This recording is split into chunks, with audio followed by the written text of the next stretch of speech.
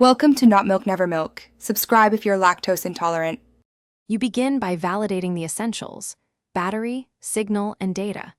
Check that the Hotspot device has at least 20% battery and a working data plan, and turn off heavy apps that sync in the background.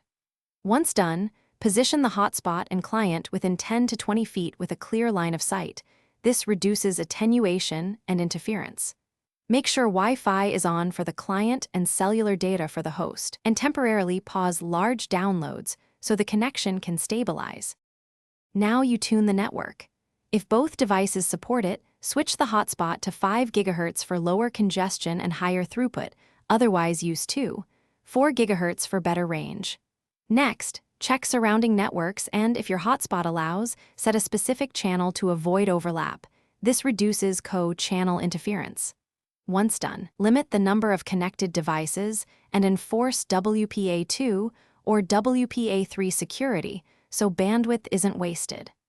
Finally, verify client network adapter drivers and power settings are optimized for performance. Finish by applying the decisive fixes.